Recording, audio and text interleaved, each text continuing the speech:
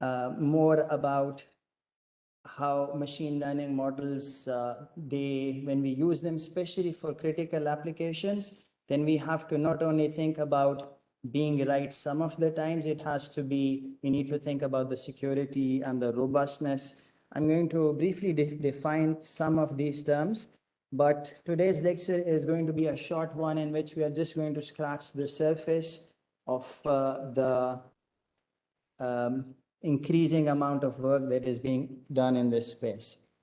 So we all know that there is a lot of optimism around ML AI, and currently, if you want your project to be funded or if you want your technology to be appreciated by the masses, a cool trick is just to add ML in front of it or to encompass some machine learning.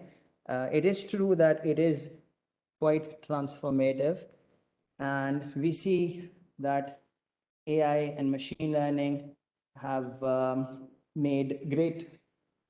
enabled a lot of progress in these areas, which are very diverse. You can use machine learning, which is essentially learning from data and making models through which you can make predictions. We can use it for image classification, object recognition. Machine translation is a very big application, something that all of us can benefit from, especially in multicultural and multilingual societies. Health informatics is a very interesting area, and it is critical because here the implications of a wrong diagnosis is great. You may choose a very wrong treatment, and it may have actual consequences. Self-driving car is another application in which the security of the human person itself is linked with the quality of the machine learning that is done. In such technologies, currently we do not just focus on the machine learning, because machine learning is not that robust. So you use other kinds of sensors and you do multi-sensor fusion, and you rely, for instance, on existing maps and existing pre-coded information. However, increasingly, the idea is that most of the cars, they would be at some level of autonomy, and through that we can prevent many human-caused accidents, because there are many human-caused accidents, and if we use technology well, we can reduce that. However, my talk is focused more on secure and robust machine learning and AI.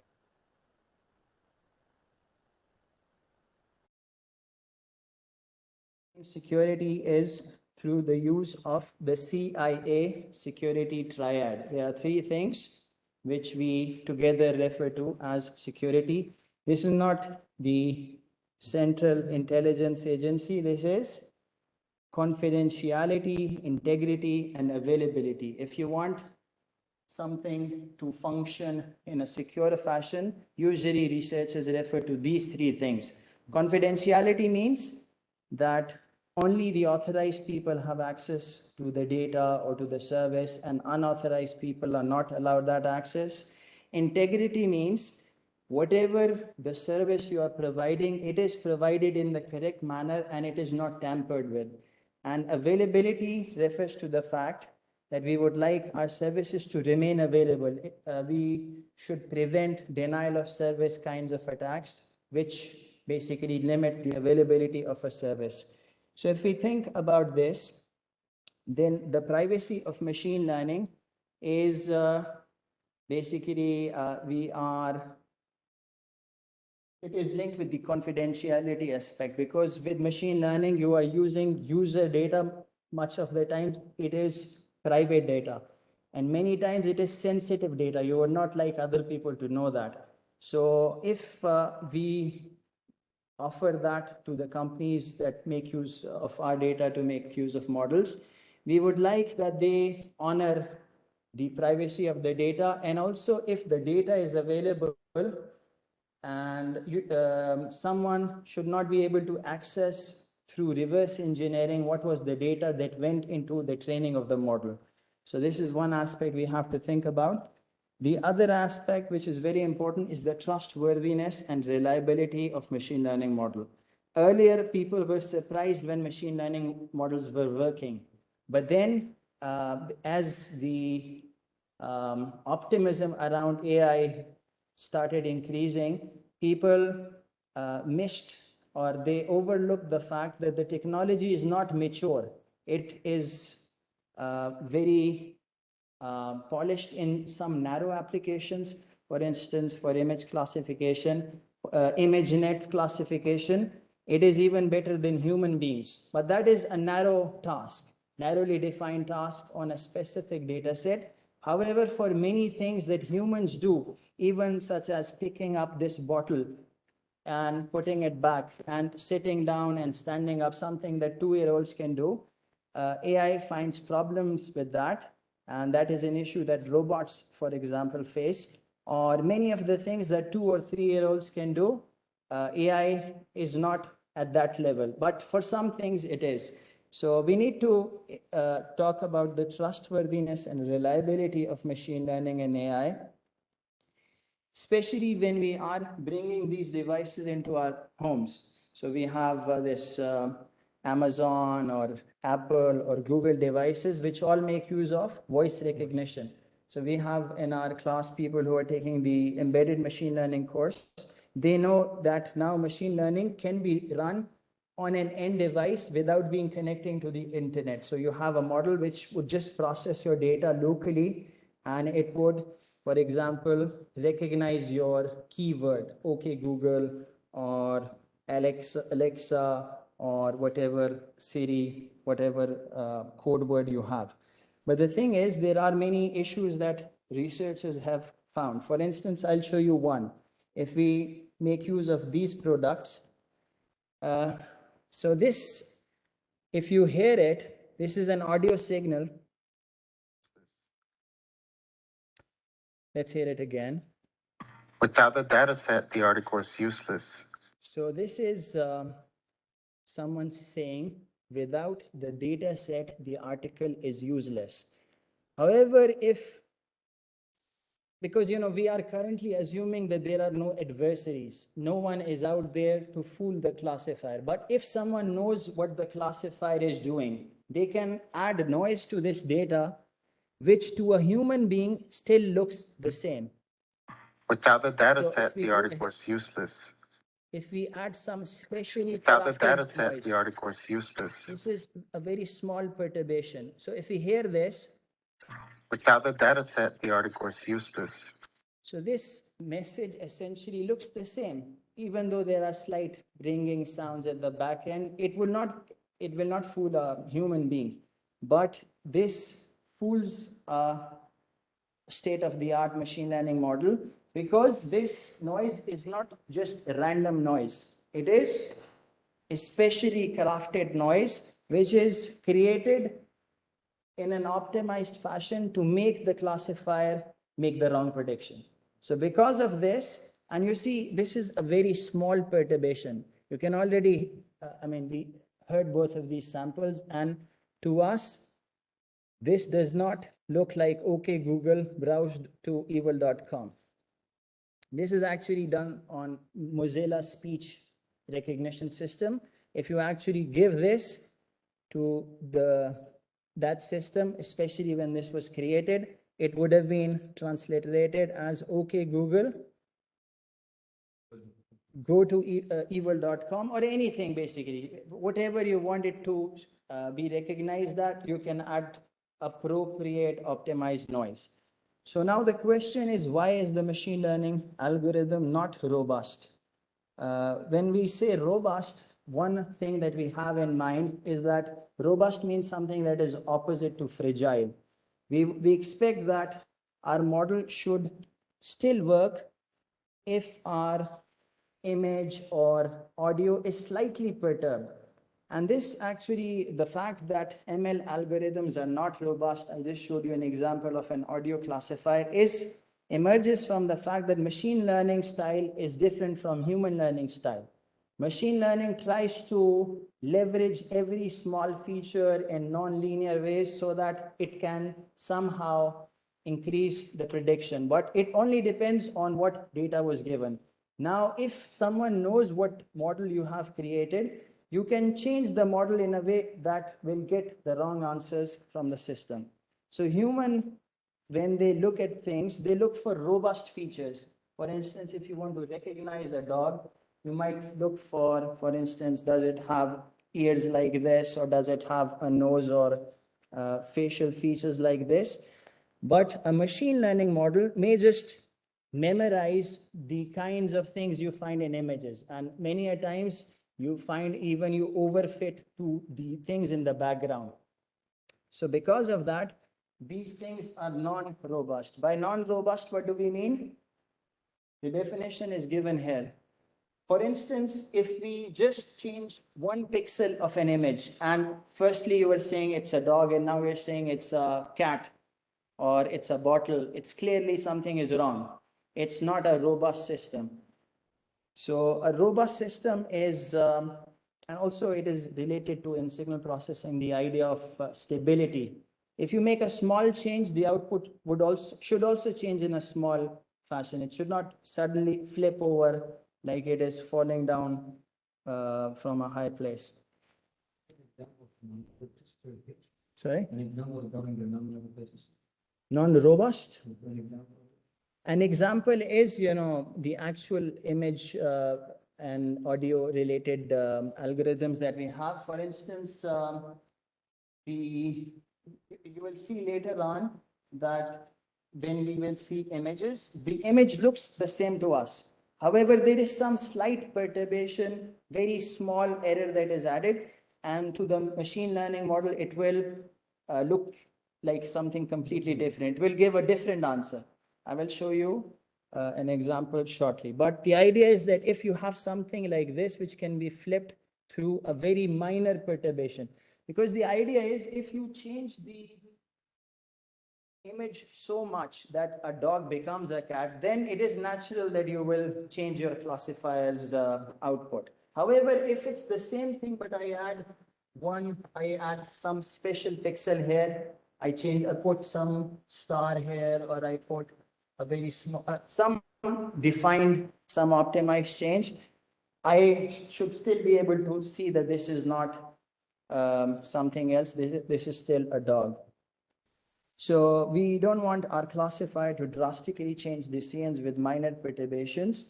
And so an example that can illustrate this is how adversarial examples were discovered in the first place. So in 2012 and 13, Szegedy and his co-authors, some people from Google, they were trying to see how machine learning models work and what are the features they're looking at. So they wanted to see, okay, if I have a car and I want to change it to an aeroplane, basically, usually in deep learning, when you are optimizing, you're optimizing the weights. But what they were doing they were optimizing the images. And they were saying, okay, how do I change the image so that it is recognized as a plane? And I want to minimize the changes I make. So they were thinking that once we try to change this into a plane, the background should change. Maybe the background should become blue because the planes are usually in the sky. Or maybe you have wings. However, what they saw was when they did this optimization, it did not, first of all, take long for the change to happen. And there was no difference. In fact, the people, when they were doing this, they thought they had basically done something wrong. They have miscoded something because this is a car and this is a plane. What gives? I mean, they were surprised. They were thinking that it would be transformed and then basically this is how these are the features they're looking for. However, it's very difficult to actually describe what features they're looking for. And we find out that just a few changes, minor changes, have actually changed the class that is being output by the model. So counterintuitively, the images do not change semantically, because this is a car and this is a car. The thing that we understand from this is the same, even though if you make it pixels and you put it into numbers, maybe the numbers are slightly different, but to us, it is clear that these are cars and these are not planes. So this was taken up by people like Ian Goodfellow. He is the inventor of the GAN method, generative adversarial networks. When he worked on this, he said that many modern ML algorithms, they actually get the right answer for the wrong reason. They get the right answer, but it's not the reason that we think. Okay. And for most naturally occurring inputs, which are non-adversarially, this works fine. However, if there are adversarial perturbations, then it will get wrong answers on almost all other non-natural inputs. And if you change it slightly, you change the natural input into something else, your ML algorithm would be fooled. For instance, one adversarial attacks library is called Clever Hands. And this actually is a play on a story. There was it was rumored that this horse known as Hans could do maths. It could do arithmetic. So if you asked Hans, what is 2 plus 3, it would stomp its feet 5 times. Okay? And people were very impressed, and they had fairs, and there was a huge crowd of people. Every time it would give the right answer. So if the person says, what is 3 plus 3? It would, stomp its feet 6 times. However, people were also surprised that how is a horse able to do maths of this sort? So they wanted to check the cleverness of Hans. Is it really maths or is it something else? So when people, they tried to study this scientifically in a different environment, they could not replicate the result. And eventually what they found out was, can you guess? The horse was actually not doing maths. It was trying to respond to the facial expressions of people. Okay, when there was a huge crowd, when, for instance, what is 2 plus 2, it would stomp its feet 1 time and look around. And if the people were expecting him to go further, he would do 1 more and 1 more until basically he satisfied it. And when he would, for example, what is 2 plus 2, everyone starts clapping, he knows that it's time for me to stop. So what the thing is, he is getting the right answer, but for the wrong reason. So maybe people are worried that machine learning is like this, that because it's a black box, we actually do not know why it is making the decision it is. And that is why there is also a line of research now known as explainable machine learning, in which you try to explain, not only you do not just give a answer, you also try to explain this is why. For example, if you go to a bank and ask for a loan, they say we will not give you loan for these reasons. They will not just say, okay, we don't give you a loan, or we don't give you an admission, or whatever decision is made. If it's not accountable, it's a problem, especially for human related things, because many problems in human society, they are reinforced over time. The rich become richer, the poor become poorer. If you use machine learning, especially black box machine learning, there is a risk that you will increase the inequality. So now let's go and talk about adversarial machine learning. Ian Goodfellow, who did the earlier work on adversarial examples, he said that these are special examples. So you want to test your machine learning model, but not using standard examples. Specially created examples that are designed to fool the classifier. So if we know what the model is like, we can create an example which will fool the classifier. So for instance, this image is correctly identified by a standard ML classifier as a panda. However, if you add this perturbation to it, this is actually magnified. The actual amplitude and the values are much less. So when you add this to this, it is, at least at the resolution we see here, The higher. they are identical.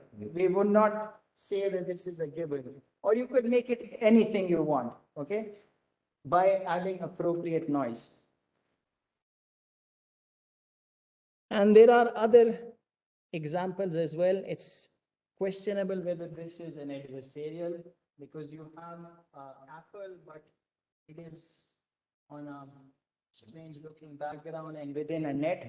So, but this is not adversarial like this because this is specially crafted. Someone wants to get a wrong decision out of your model. And people have seen that, for instance, this stop sign is correctly recognized by a machine learning classifier. But if you do some graffiti of a particular sort, you can change it. Because if you know what the model is looking for, you can optimize it in a way that you just add a few things and it will get the model to give the wrong answer. So this has real implications for many applications such as self-driving cars. What is usually happening in deep learning is that you optimize according to a loss function. A loss function measures your predictions against the actual ground truth. So you want to change the weight such that the loss is minimal. And therefore you use that model. The model is just the collection of weights. You make that model to make predictions. The important thing to note here is that the normal optimization is done by changing the weights. This is known as training the model. Adversarial attacks just changes this, and I will show you how that works. So usually when we say we are training the network, you want to, this is the neural network, you are computing the weights of each of these neurons. And accordingly, this is known as training. You check it out for many examples, and then you back propagate the information so that the weights are optimized over time. So for example, this is not a dog. This is a banana. So initially the model is making wrong predictions, but you give this information that this is actually what it is, and you give it for various examples, and you make use of the loss function and you make use of gradient descent to slowly change the weights so that they make the right decisions on most of the examples. When a model is trained, for most of the examples, you are making the right decisions. When adversarial attacks are created, and they are easy to create, for the same reason, deep learning models are easy to optimize because they are usually differentiable functions, and you can easily just do stochastic gradient descent and you can solve it in a few minutes. Just like we can change the weights so that the predictions are correct, we can do something else as well. We can change the image knowing what the weights are so that the loss increases. Okay, so that is the process of creating an adversarial example. You do not, you start with this knowledge that this is what the model is, these are what the weights are. You optimize the image with respect, you basically optimize with respect to the image while keeping the model weights constant, and you are changing it so that you get the desired predictions. So if you can change it with just 1 pixel, that's the best thing. But you want to do it with minimum steps and minimum changes. And when, like I showed you the example of Szegedy, they were able to change things with very minimal perturbations. You don't need to do a lot to flip from one label to another label. So you see here, initially, this gradient is calculated with respect to the model parameters. This is the normal training. And here, your gradient is calculated with respect to the input image, because you are changing the input image. This is what you are optimizing. And through this, you can easily create adversarial examples. You don't need to add this much. Just slight perturbation will still get wrong answers from the model. So this is an example of the first attack that was shown. This is known as the fast gradient sign method. Here, you see this is a bird. The machine learning model is correctly saying it's a bird. And the loss function, after it has been optimized, basically you optimize the weights so that there is a good match between what you are predicting and what the actual labels are. However, if you take a gradient of the input image, you think about, okay, if I change this pixel by this much, how does it affect my prediction? In this manner, you change every pixel, but just by epsilon amount. This is a very small number. You either add plus epsilon or minus epsilon. This is done while keeping the gradient in view. The gradient gives you the direction of the steepest ascent and the steepest descent. So if you make changes to this image according to this formula just in one round, in many cases you can get an image which looks practically the same. The highest magnitude of this is just epsilon, which is just a very small number. The image is almost the same. However, you can basically cause most models to fail with just one or two iterations. So this bird would be now classified as a tree, which is the wrong descent here. So if you have any questions related to this, you may ask me now. I have three parts. The first part has been finished, which was the introduction to adversarial machine learning. The second part is types of attacks on machine learning. The third part would be some introduction to robust methods, some solutions. So please feel free to interrupt me. You don't have to wait till the end of the lecture. If you want, please ask me questions in the middle. I can then go to the slide, which probably I would have something that responds to your question. Yes. So I'm wondering how is this related to the issue of privacy, which you mentioned? Yeah. Because in privacy, one common way of privacy is differential privacy. Yeah. Where you perturb your noise, but the goal is to have the right answer, but not to be able to kind of reverse engineer. Yeah. So to see some conflicting requirements. Yeah. So between robustness and privacy, we want robustness and we want privacy, and how the interplay between these two requirements. Yeah, in fact, this is a very good question. Privacy is considered a different thing, and what we are studying, I will show a little 2-3 slides after this, the different kinds of attacks there are. So attacks on privacy and requirements for privacy are distinct. What we are currently doing is, these are known as test time attacks. So we have a model. We know what the model is. We just want to fool it. This is known as an adversarial example. And our purpose is to keep this knowledge about the model in order to create the example that will fool it according to our needs. This is basically an attack on the integrity of the system. You're getting wrong answers out. For privacy, there are different requirements. And in fact, there are many other things, bias as well. They have different requirements. And the other comment which you made is also very relevant, which is that sometimes there are trade-offs, even between accuracy and robustness. If you want to increase accuracy on the standard non-adversarial examples, it might reduce your robustness. So we will talk about that later on, inshallah.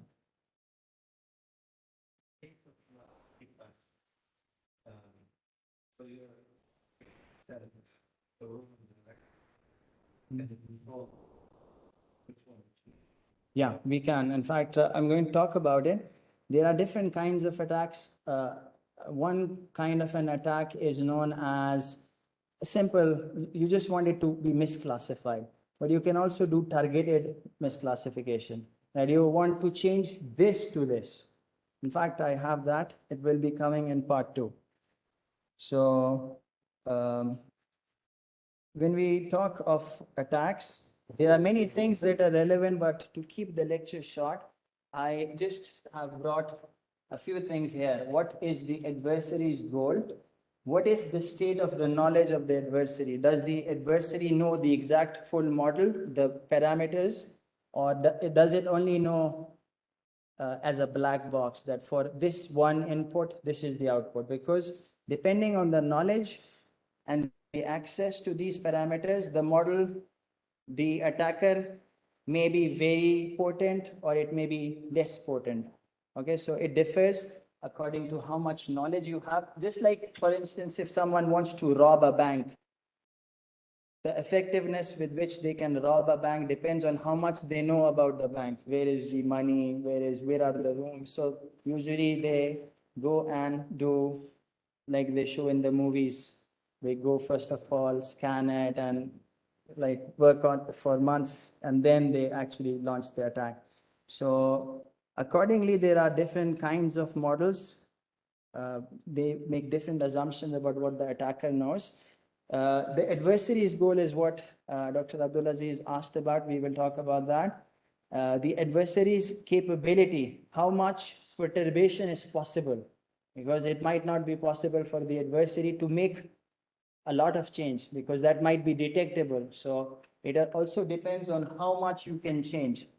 Usually in adversarial attacks, you want to change by minimum amount so that you are undetected. Usually, whenever we're doing security, we want to define the threat model, the attacker model, because security is never complete. You're always vulnerable to attacks. So when you propose a solution, you say, this is the model I'm assuming of the attacker. This is what the attacker can know. This is what the attacker can do. And if this is the case, this is my solution. Check me on these assumptions. So whatever assumptions are stated, you basically evaluate it upon those assumptions.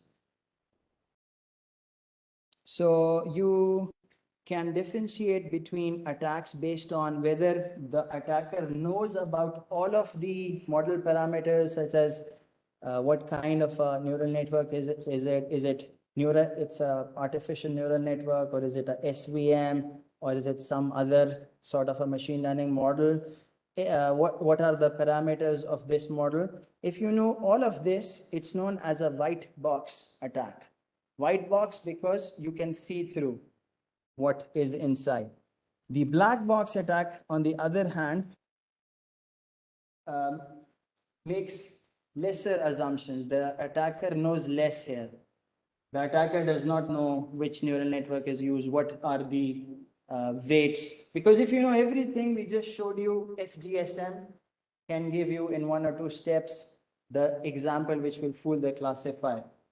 What do you think? Is it possible to fool a black box ML classifier? We don't know what is inside. Yes. Yes. Yes. So usually the people who work in security know that it's a very difficult thing. They call economics the dismal science, but maybe security is also, you are never secure. Whatever you try, there's always like more sophisticated people are coming after you. So people have discovered that you can, even if you do not know the real model, you can create a proxy model. If, for instance, you have access to the machine learning model, for example, if this is a cloud ML service, you can send it 1 million inputs, or whatever inputs are allowed, and see the outputs, use that as your training set and create another model. So now this model is a proxy of the original model. And what people have seen that if you are able to attack the proxy model, usually those attacks work also for the original model. These are known as the transfer of attacks. So because of that, even though you do not know the real model, if you train a proxy model, if you are able to attack it, it works in this fashion that this attack will most probably also fool the other model. In terms of the adversarial goals, sometimes your goal is to reduce the confidence that the model has. For instance, this is a school bus, and it is currently correctly identified as a school bus. This label is the one that corresponds to the school bus. However, when you launch an attack on it, you see that you have reduced the confidence. So this attack is one in which you basically want to reduce the confidence. The other is a normal classification, any classification. So you can, if you can flip the bus to a puppy or a cat or anything, you ask for whatever is closest, just get me a wrong answer. However, there is also this targeted misclassification, which is you can change anything to anything. You can start with a noise image and you can optimize it in a way that brings you closer to whatever you want it to be classified as. And especially there is a source target misclassification as well. For instance, if we want to convert a 1 to a 7, if you add a few dots here, because a 7 is close to a 1, it also has this oblique line. However, it has this loop as well. So you are trying to make the changes which still lets it remain a 1. However, with a few things added, I mean, beyond, if you make too many changes, it will become a 7, right? But currently we are in between. Someone might think that this is a 1, but we were able to make a 1 and transform it into a 7 by making some changes. This is harder, and often you need to do more changes for this. To just reduce confidence, you can do it very easily with very little perturbation. And what we have been seeing is just the one part of the ML pipeline. Like Dr. Qutaiba mentioned, that privacy is another thing, and training data, ensuring its privacy. There are other issues related to poisoning of the training data, which will, if someone is able to poison the training data, then incorrect things would be learned by the machine learning model.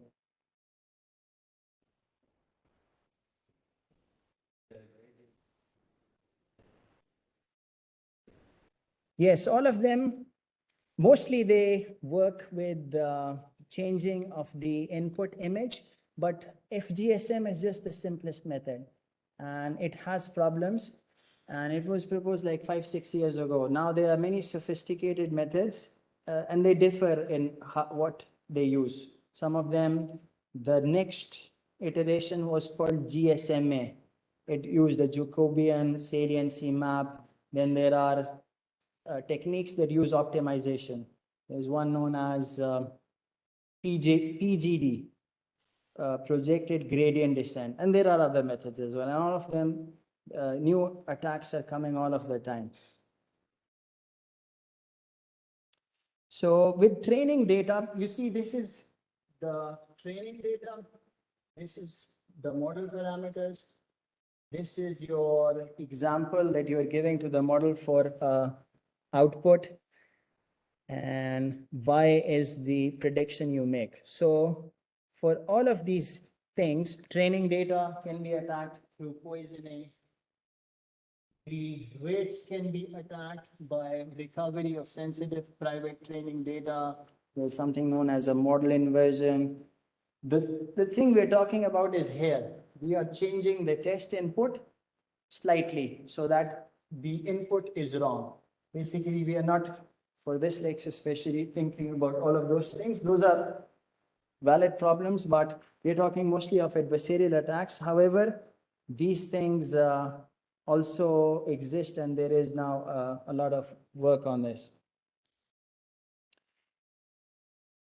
These are two examples with model theft. You can, like we mentioned, if you are working in black box, you can try to reverse engineer what the model is. Even though you don't know what the model is, you can steal machine learning models. This is a work from 2016, and there are more recent works. Data poisoning is related to how do we poison the data with minimum perturbation so that we can produce the desired incorrect results. So just like there are people working on attacks, there are also people working on defenses. But defense, we don't have time to go into that, but it is a very difficult thing. Every time we see in this area that people, the best people in the field, they publish something in the best conference with good performance evaluation, everything, and it is broken in 3-4 weeks. And people put on archive that once the solution is there, people can break that as well. So it's a difficult thing, but the field is advancing. So there are people who are improving the state of the art. So let's come now to the third part, potential robust ML defenses. As I've just mentioned, that attacking was very simple, but defending is a very tough nut to crack. Broadly speaking, there are 3 kinds of solutions. Sometimes we change the model that we have trained. Sometimes we make use of additional models. We do not just use the one model that we are using. Maybe we use a complementary model so that we maybe can do majority voting or some other sort of ensemble approach through which we can detect if but the sad thing is that because of the transfer property, something that an attack that works on one also works on the others. So even if you make use of auxiliary models, if the attack is a good one, it will typically fool all of the classifiers. Or you could modify the data as well. The modification could be of the training data or the testing data. For example, what we have been studying up till now was focused on changing the test examples, but you could do some sort of denoising. However, this is still limited, but this is an approach that people have used. Or you could add more things to your training data. So you could show the model at the training time that this is what an adversarial example would look like. However, if we do that, your performance on the normal data, it is shown to go down. So if you just want accuracy on the standard non-adversarial data, maybe it's best to just use the approach we have. But for real data, especially for adversarial data, there's a difference between real data and adversarial data. Real data is different from typically what people have been using are very simple images which are not really representative of the real world. The real world is more complex and the adversarial data is custom crafted to defeat the model. So these are the 3 approaches. The idea with adversarial training, I will just suffice with this one method, and the others you can read from the literature. You just generate adversarial examples yourself and you show it to the model during training phase. And in that way, your model is a way inoculated, like you give vaccination to the child, some little amount of the virus. In a similar manner, the model is shown some of the adversarial images so that it is able to perform better when actual images, adversarial images are provided. So if we do this, then this is little better. However, you see, you cannot show all adversarial examples. And also the adversary can go beyond what you've done. So this is again a hide and seek game. There are other methods. Some of them make use of more models. Some of them make use of data processing. And some of them make the task of performing a gradient descent difficult. But almost all of them, they have problems. Solutions have, attacks have been proposed against them. So one way people actually do robust models is to do robust optimization, which is to say, okay, this is our threat model. we assume that the attacker can be this powerful and they can know this and they can make this much change. If that is the case, then they try to minimize the worst case loss. So this is like normal optimization, but here we are not minimizing the average case loss, but the expected worst case loss. But as you can guess, when you're trying to optimize the worst case loss, sometimes your average case performance worsens, right? Like if you go every day out of your home and you think, what is the worst thing that could be done? You will not do anything, right? So therefore, it is sometimes best to just work with this. However, important work is also done in robust optimization. Finally, this thing already mentioned that there are trade-offs between these desired things, accuracy and robustness. Currently, machine learning models, they have a fetish with accuracy, just looking at accuracy.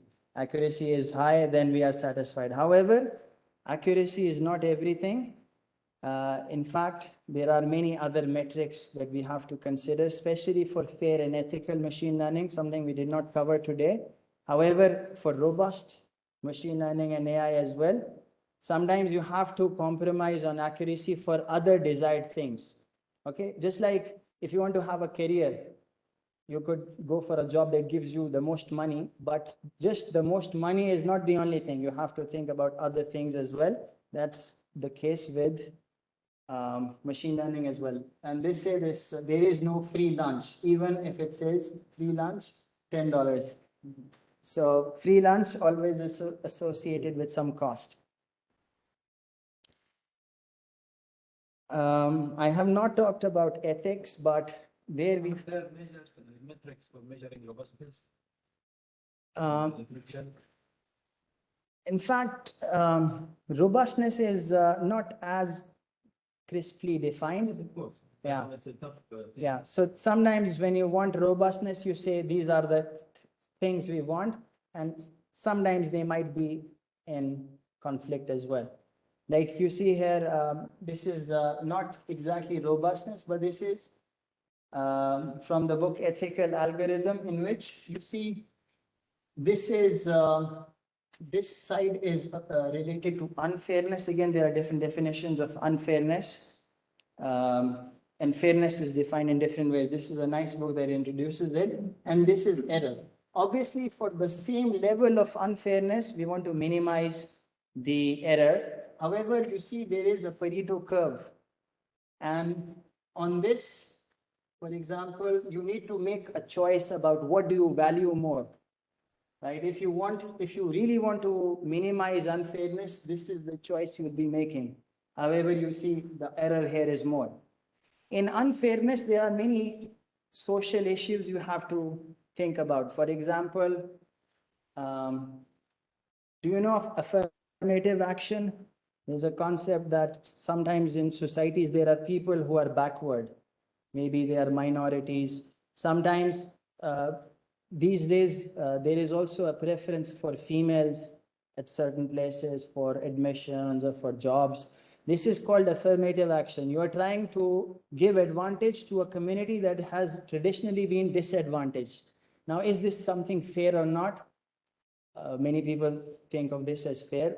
Some people, they have a different version of fairness. And therefore, interestingly, even in this time of high technology, these questions that people have been debating about for many years, they are still valid. What is fair? What are the right kinds of trade-offs we should be making? So I will now conclude. These are some of our work. We have been doing work on adversarial machine learning in white box model, black box, in 5G, for fake news classifier, explainable NLP. We've also written a few reviews on this. One of them is published in ComST, Asian Computing Surveys. We have analyzed the security and privacy of Internet of Medical Things, cloud ML security, and healthcare in general. So I invite you to have a look at this if this is of interest to you. And for any follow-up discussion or information, you're welcome to contact me at my email address. Thank you for your time.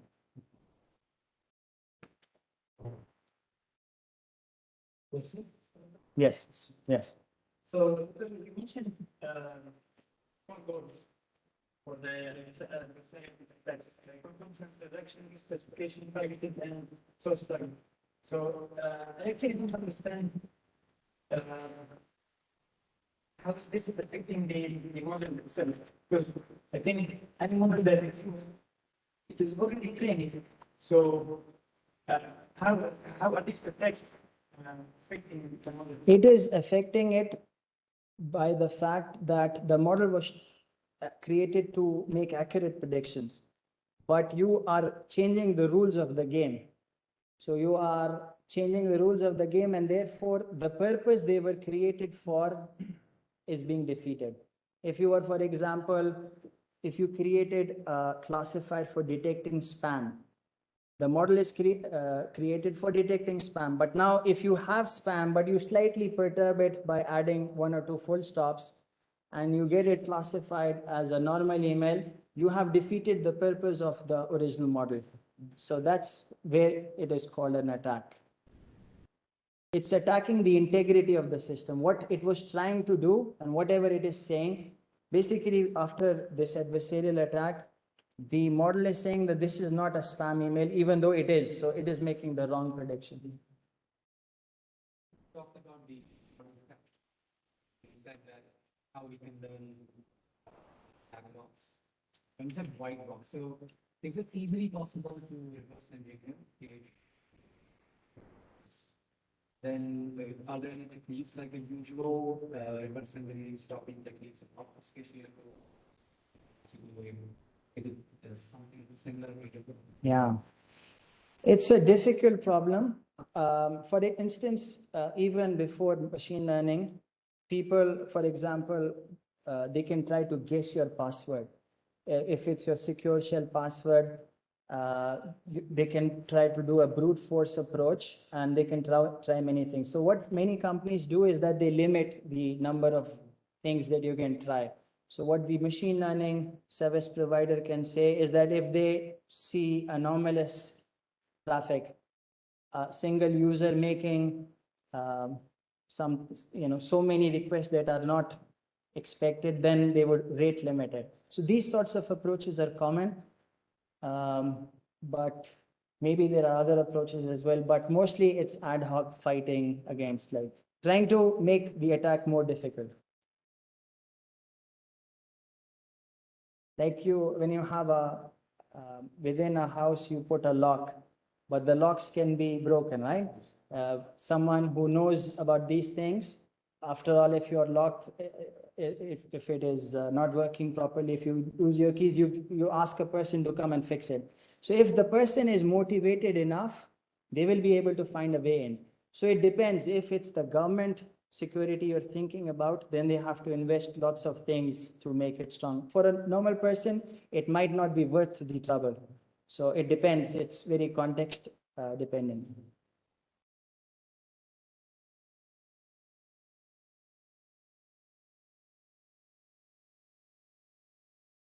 In the future, we have a proposal, and they are using AI.